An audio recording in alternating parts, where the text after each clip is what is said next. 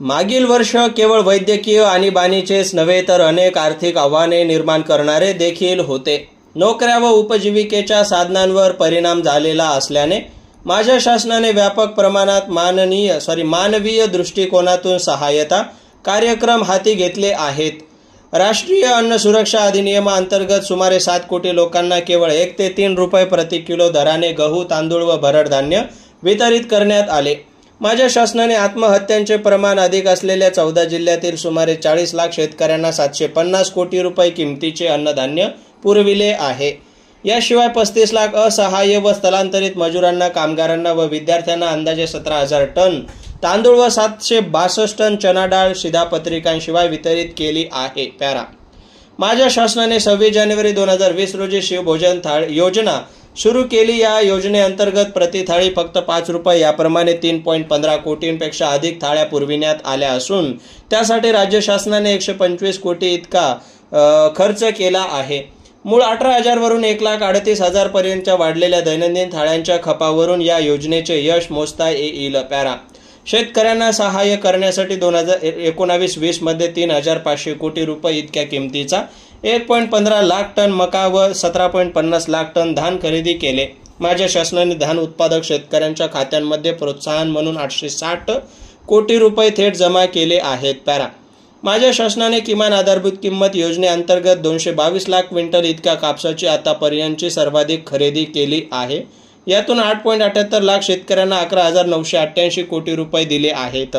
त्याचप्रमाणे 2.16 लाख शेतकऱ्यांकडून 20.44 लाख क्विंटल इतक्या तुरीची खरेदी केली असून त्यांना 1,185 कोटी रुपये दिले आहेत. 2.37 लाख शेतकऱ्यांकडून 1,887 कोटी रुपये इतक्या किमतीचा 38.71 लाख क्विंटल चना खरेदी केला आहे. पॅरा. एकंदरीत माझ्या शासनाने राज्यातील 13.32 लाख शेतकऱ्यांना 15,000 कोटी रुपयाहून अधिक रक्कम प्रदान केली आहे. 9.25 लाख बांधकाम कामगारांना 462 कोटी रुपयांचे आर्थिक सहाय्य देखील केले आहे. पॅरा.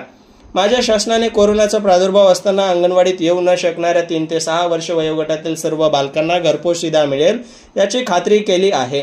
गर्भवती महिलांना व स्तनदा मातांना अखंडितपणे घरपोच शिधा पुरवठा केला आहे. या वर्षामध्ये एकात्मिक बाल विकास योजनेच्या लाभार्थ्यांच्या संख्येत 78 लाखांपेक्षा अधिक वाढ झाली आहे. पॅरा.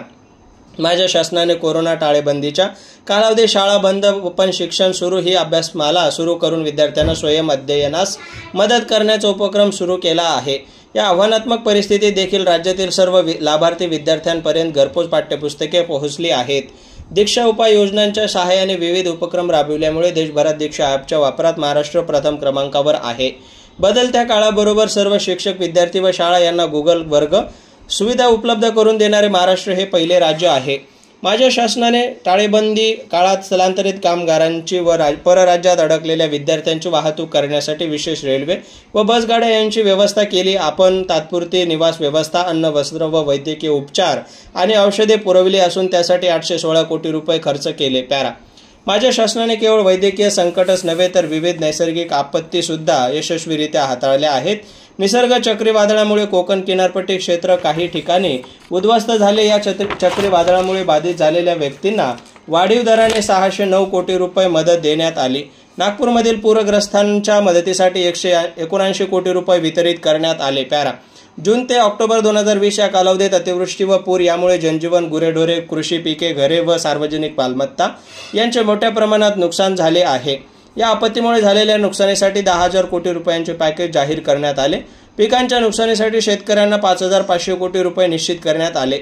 कृषी पिकांच्या नुकसानीसाठी प्रति हेक्टरी 10,000 रुपये आणि बहुवार्षिक पिकांच्या नुकसानीसाठी प्रति हेक्टरी 25,000 रुपये अशा प्रकारे NDRFच्या दरांपेक्षा अधिक दराने मदत म्हणून 4,500 कोटी रुपये वितरित केले आहे.